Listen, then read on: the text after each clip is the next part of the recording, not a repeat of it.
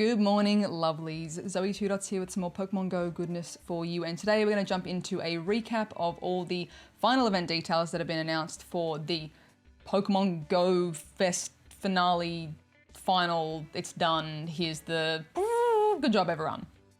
The final event for Pokemon Go Fest of this year. I'm gonna go through and do a recap of all the official event details, but after that I'm gonna jump into a few things you can do to prepare for this event, what's gonna be the best mega Pokemon to evolve, whether that be you're playing the free version, the paid version, doing raids, whatever it is, I've got options for all of you. A couple of other things for Stardust focus and future mega or candy focus as well. So stay tuned to the end, there's gonna be a bunch of extra tips there for you. So first things first, the event is happening on Saturday, August 27th from 10 AM to 6 PM local time. For myself, I may try and get down to Sydney to play this event just because there are typically more spawns and more gyms in a quite nice walking area. I'll keep you guys posted though, of course, on the socials. If you have already purchased a ticket to the original Global Go Fest, if you played the first Global Go Fest this year, you know, the one where Shiny Axie was released and everything, if you played that one, you've already got a ticket to this final event. Even if it's showing up in your shop that like, hey, would you like to purchase this thing? Ignore it.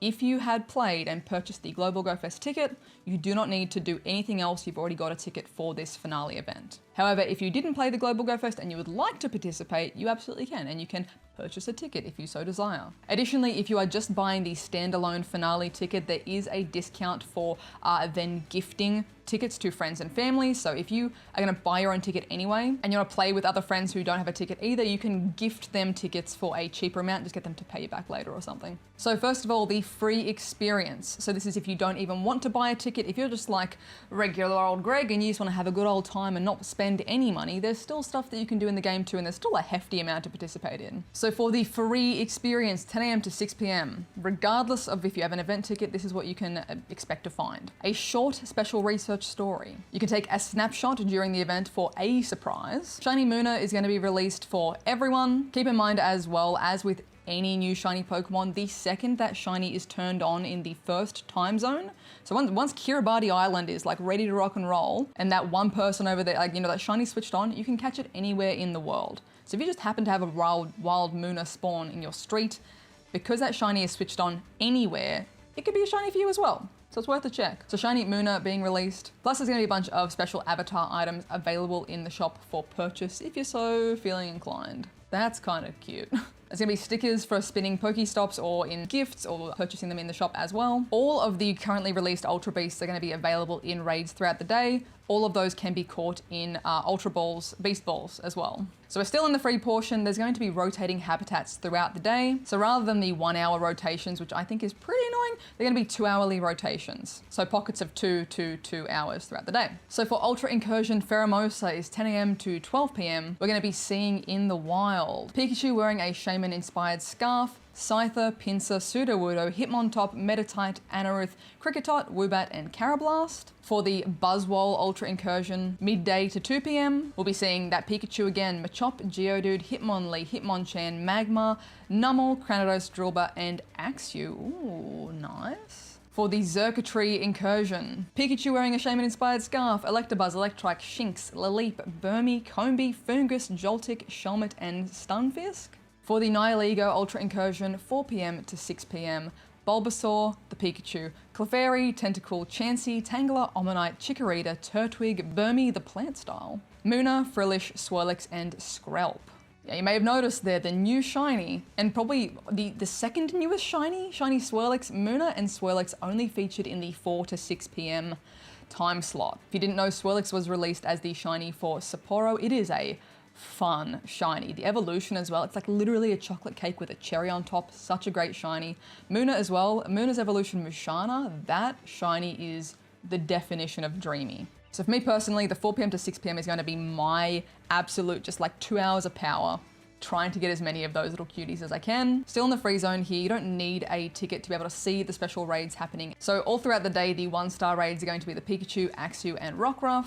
3-star raids will be Snorlax, Salamence, Druddigon, Dartrix, Torracat, and Brionne. And the 5-star raids will rotate throughout the day. So 10 to 12 is Pheromosa, 12 to 2 is Buzzwole, 2 to 4 is Xurkitree, and then in the 4 to 6, it is going to be a mixed bag of Those 3 plus Nihilego. So that's everything free, done. The ticketed experience. If you have purchased the ticket, or if you would like to purchase the ticket, here's what you'll get. You're gonna be able to encounter unknown N and X, and for the first time ever, they will be available to be shiny in-game. You can receive up to 9 free daily raid passes from spinning gyms, and these can only be used for in-person raids. You can take up to 5 snapshots for a surprise encounter. You'll earn an extra 5,000 XP in raids if you do in-person raids. Any incense activated during the event will last for 2 hours as well. You'll get 3 times XP for spinning gyms and for spinning Pokestops. You'll have half hatch distance when you incubate during the event hours. This includes even if you incubate everything in the last minute as well. So don't forget, if you do have one of these tickets, just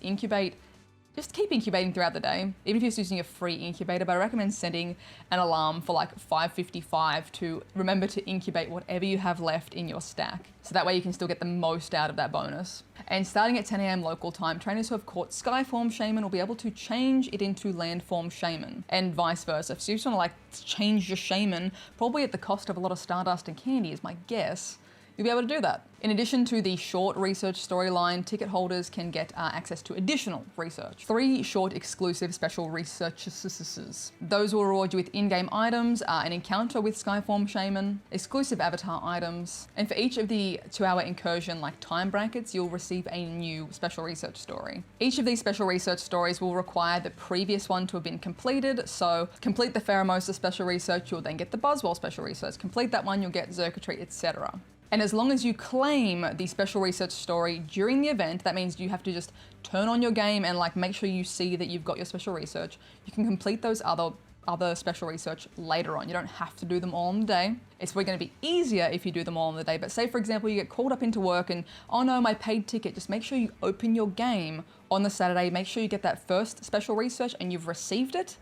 Happy days. You can still do the rest any other time. Just remember to actually log in and open up and see the research during the game hours. Tell your boss you need to go take like a really long wee and go log in. Additionally, for paid ticket holders, your incense are going to be spawning a whole bunch of spice. So on incense for the entire time, the alphabety spaghetti, the bongs XP of unknown are going to be spawning on your incense. So all of the hours unknown on the incense. For the Pheromosa incursion, your incense will also be pulling in Pansage and Galarian Mr. Mime. Pansage can be shiny. For the Buzzwole incursion, Torkoal and Pansear in addition to the unknown. For the Xurkitree 2 hours, Clink and Panpour. And for the Nihilego, Tropius and Frillish. So a nice little spread of the regionals, including the new shiny regionals too. So that's it for specific event details. So a few extra tips for you guys, as is standard, as is tradition. There's the physical IRL tips. Pack everything the night before. Charge up your charge banks. Make yourself some bloody lunch. Pack your sunscreen. Get your water bottles all ready to go. If you're an absolute champion, take a variety of charge cables, because you know someone, your friend that has the opposite phone to you is going to forget to bring a cable. Just help a homie out and bring extra cables. But for in-game, as is pretty standard, make sure you've got a bunch of bag space. Make sure you've spun as many, collect as many balls as you can. Open up your maximum gifts every single day in the lead up, so you're not having to like stop and do transfers or stop and be like, oh no, I've run out of balls and here's my shiny Muna and I have no balls, or whatever it might be. We know this at this point. Like get yourself organized, you got this. But which Pokemon should you mega evolve for the Go Fest finale? I went through and did the numbers for the free wild spawns, the paid wild spawns, so including free and the incense spawns, and then the everything spawn. So you've paid and you're gonna be doing raids as well. I did a little breakdown for what's gonna be the best thing to evolve. Thankfully, the number one thing for all of them is exactly the same. It is Beedrill. Mega Beedrill comes in king here with that bug and poison type coverage. The majority of things featured for this event are bug, including a lot of the Ultra Beasts. So it's gonna have some great candy coverage. Now this is just, I did this equation for just the maximum candy coverage across all different spawns. Obviously, if you're just specifically trying to get Torkoal XL candy or extra Torkoal candy, mega evolve something fire. You know, like if you've got a specific goal in mind, mega evolve what you know you want to do. But if you want absolute bulk coverage, Beedrill is your guy. Additionally, here's the breakdown for the top general coverage for megas. You can kind of see that the majority stay pretty similar, and you can kind of see here that the top for all three, all three options stay pretty consistent. So have a sit down, see what it is you want to get the most candy for. Maybe you don't really mind about getting the extra candy for the bug types, and you just really want those flying and rock coverage. Aerodactyl's your friend then. But if you want the maximum, Beedrill. I additionally recommend Beedrill because because it was the first Mega Pokemon, ideally, hopefully, if you've been remembering to log in, and you can do this now, we've still got time to do this now, log in to your game each day, Mega Evolve that Beedrill every single day. If you spin gyms, you get Mega Beedrill energy every single time you spin a gym anyway. You might be like, why do I have 2,000 Beedrill Mega energy? It's from spinning gyms. You can just spend that Mega energy, spend them energy, evolve it every single day to increase its Mega level. The higher the Mega level, the more chance of getting extra candy, extra XL candy, all those sorts of things. So I recommend Beedrill because likely it is a higher level than, say, your Scizor, which is pretty new. Ideally, you should have your Mega Beedrill maxed out to its total Mega level by now. And if not, work towards it. So having that Beedrill on, ideally a higher level, is going to be getting you more resources. Plus it covers the Ultra Beasts. So Pheromosa and Buzzwole, every time you catch one of those and you've got this Mega Beedrill on, you're going to have an extra chance for additional candy and XLs as well. Secondly, the Stardust focus. If you want to get a absolute stack of Stardust, there is one particular window in which I recommend putting down a star piece, or multiple. I really recommend you set an alarm for 2 p.m. You can do it now, you can schedule an alarm in right now for the 27th of August at 2 p.m. to put on a bunch of star piece, because during that 2 to 4 p.m. window, there's going to be spawns of Combee and Fungus, and both of these are Pokemon spawns that are going to reward you with additional Stardust. For Combee, just catching it as it is, no weather boost, is 750 Stardust, and Fungus is 500 Stardust. Add on top of that, if you have a weather boost for either of these and or a star piece on top of that and a weather boost, you're going to be absolutely rolling in the Stardust. For Combee, if it's weather boosted and you have a star piece on, that turns into 1,406 Stardust.